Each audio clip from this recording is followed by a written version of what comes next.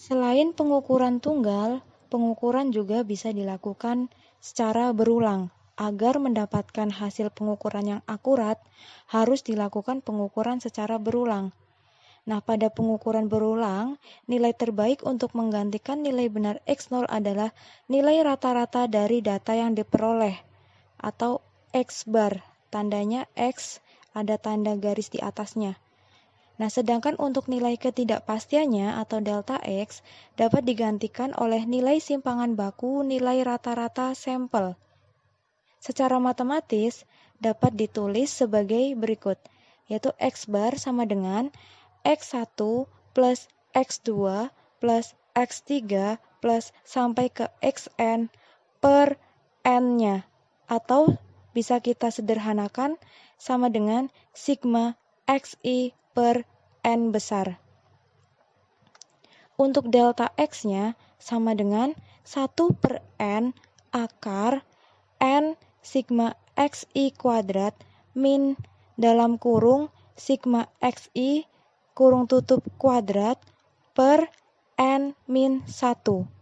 Dengan X bar adalah hasil pengukuran yang mendekati nilai benar, delta X adalah ketidakpastian pengukuran, N adalah banyaknya pengukuran yang dilakukan. Ketidakpastian pada pengukuran berulang dikenal dengan istilah ketidakpastian relatif. Sedangkan pada pengukuran tunggal, ketidakpastiannya disebut dengan ketidakpastian mutlak. Nah, ketidakpastian ini menunjukkan seberapa dekat hasil pengukuran mendekati nilai sebenarnya. Jadi semakin kecil nilainya, maka semakin dekat hasil pengukuran dengan nilai sebenarnya.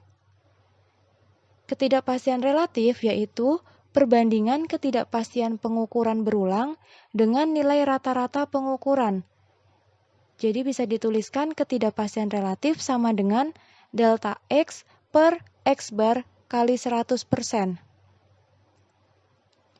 Nilai ketidakpastian relatif menentukan banyaknya angka yang boleh disertakan pada laporan hasil pengukuran. Nah, aturan banyaknya angka yang dapat dilaporkan dalam pengukuran berulang ini ada 3. Yang pertama, jika ketidakpastian relatif 10%, maka dia berhak atas 2 angka penting. Jika ketidakpastian relatifnya 1%, maka angka yang dituliskan berhak atas 3 angka penting. Jika ketidakpastian relatifnya 0,1%, maka berhak atas 4 angka penting. Contohnya, suatu pengukuran berulang terhadap panjang pensil diperoleh hasil seperti berikut. Nah, di sini ada tabel, ada pengukuran ke-1 sampai ke-6.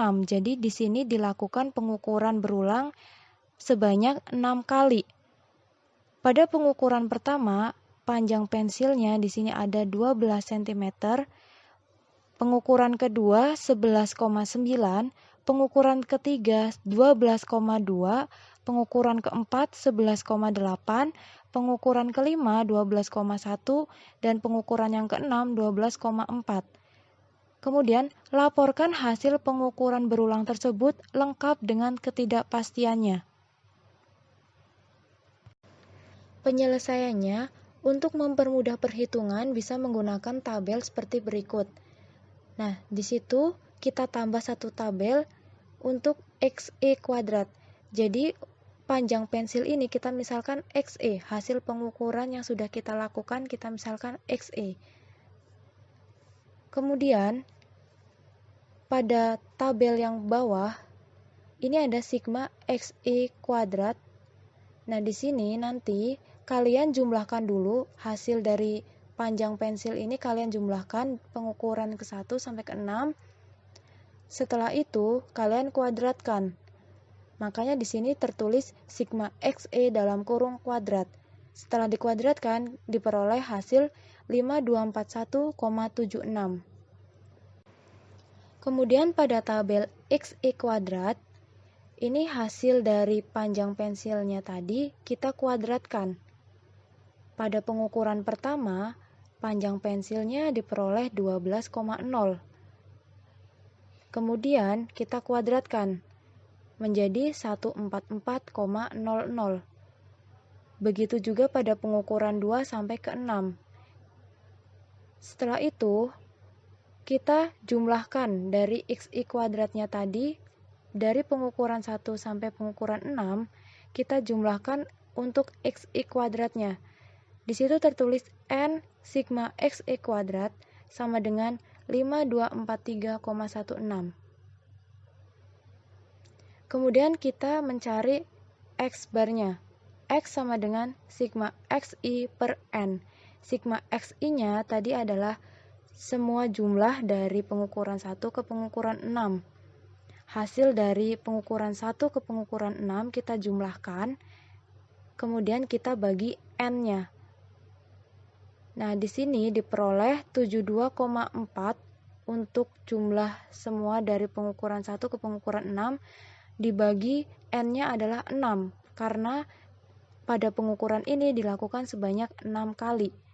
Makanya di situ X sama dengan sigma XI per N sama dengan 72,4 per 6 diperoleh hasil 12,1 cm. Selanjutnya, untuk mencari ketidakpastiannya, kita gunakan rumus delta X sama dengan 1 per N akar N sigma XI kuadrat min dalam kurung sigma XI kurung tutup kuadrat per N-1. Kita tinggal masukkan aja N-nya 6, kemudian N sigma XI kuadrat tadi sudah kita hitung, diperoleh 5243,16, kemudian sigma XI dalam kurung kuadrat kita sudah peroleh 5241,76. Kemudian kita tinggal masukkan saja ke dalam persamaan tersebut. Kita hitung diperoleh 0,08 cm. Nah, untuk ketidakpastian relatifnya, kita gunakan rumus ketidakpastian relatif sama dengan delta X per X kali 100%. Delta X-nya 0,08, X-nya 12,1. Jadi 0,08 dibagi 12,1 dikali 100% adalah 0,7%. Nah, ketidakpastian relatif ini mendekati 1%, maka hasil pengukuran yang dilaporkan ini berhak atas 3 angka penting. Jadi nanti penulisan hasil pengukurannya adalah X sama dengan 12,1 plus minus 0,08 cm. 3 angka penting dari angka 12,1.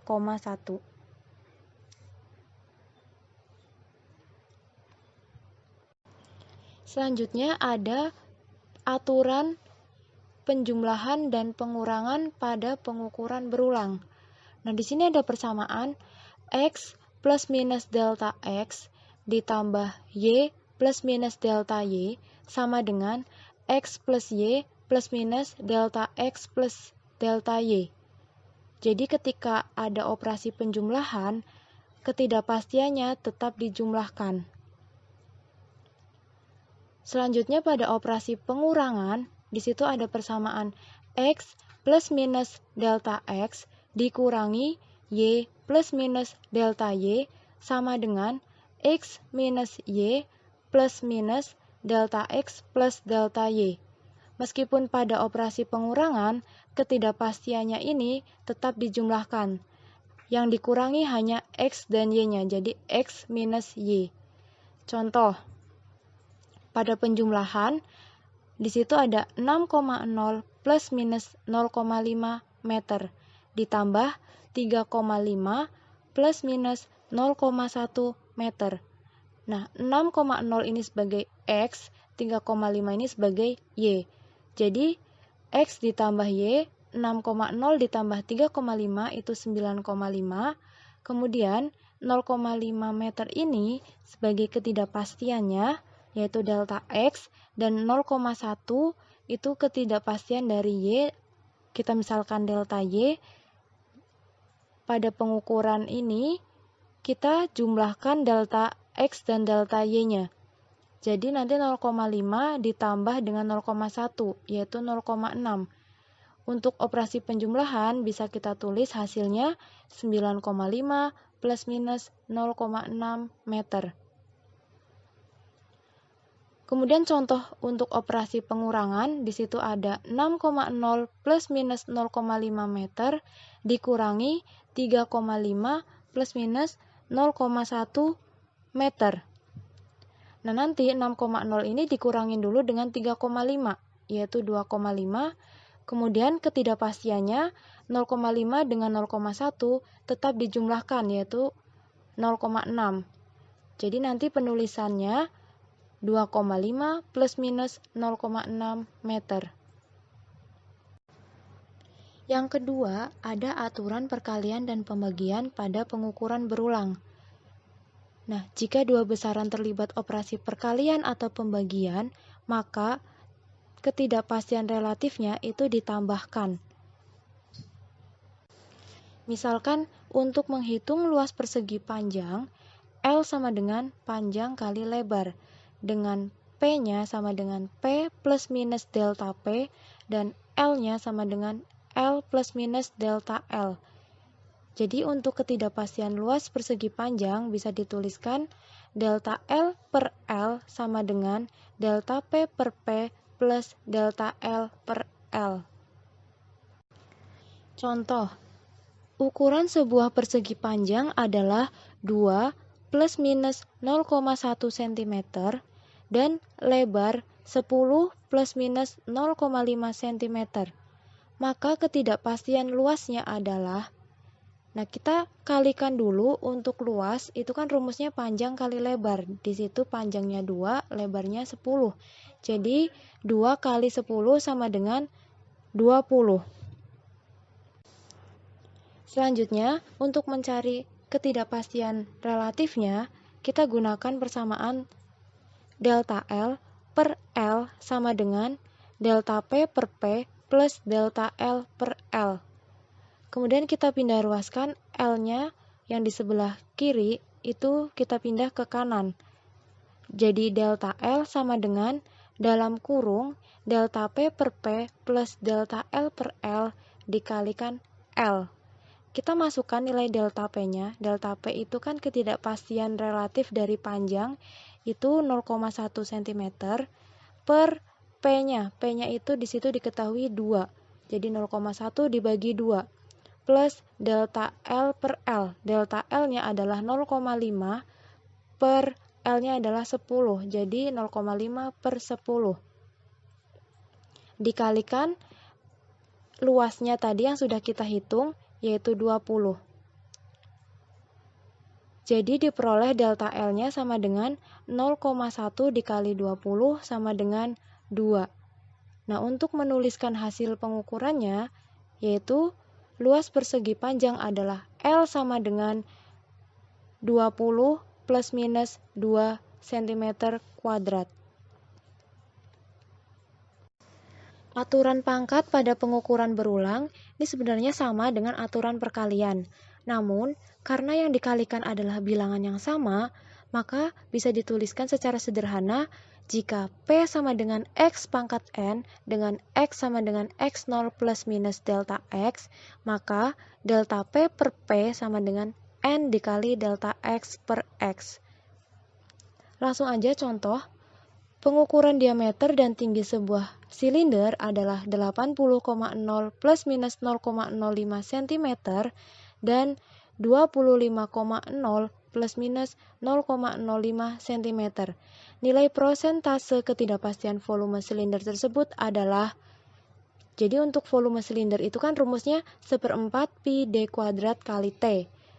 Nanti prosentase ketidakpastiannya bisa kita tulis delta V sama dengan, tadi kan D-nya kuadrat. Nah, D pangkat 2. 2-nya kita tulis di depan, jadi 2 dikali prosentase delta D-nya.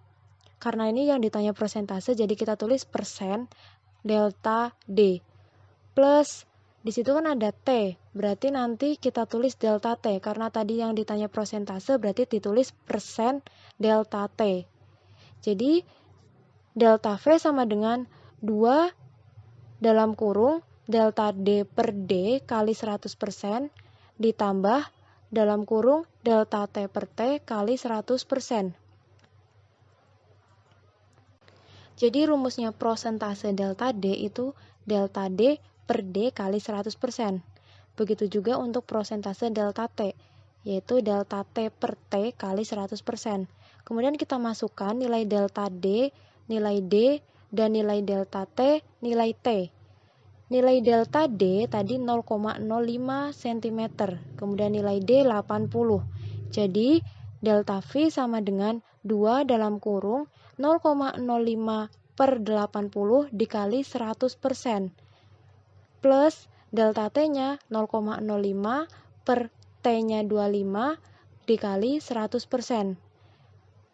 Kemudian diperoleh 0,125% ditambah 0,2% sama dengan 0,325%.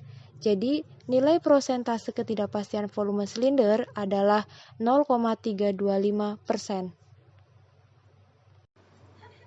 Pada pengukuran ada istilah ketepatan dan ketelitian.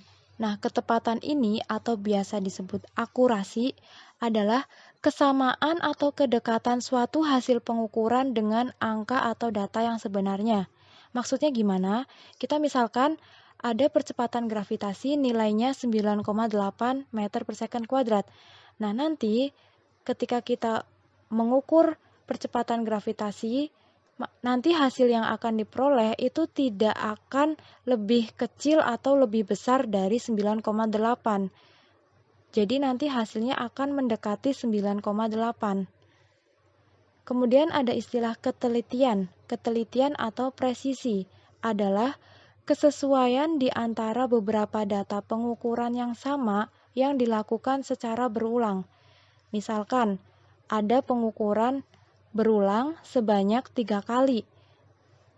Mencari percepatan gravitasi, nah nanti hasil pada pengukuran pertama, kedua, dan ketiga nilainya akan mendekati, jadi tidak punya selisih yang jauh. Misalkan pada pengukuran pertama 9,6, pengukuran kedua 9,7, pengukuran ketiga 9,9. Jadi antara pengukuran pertama dengan pengukuran ketiga itu hasilnya tidak berbeda jauh, saling mendekati. Nah, itu namanya ketelitian.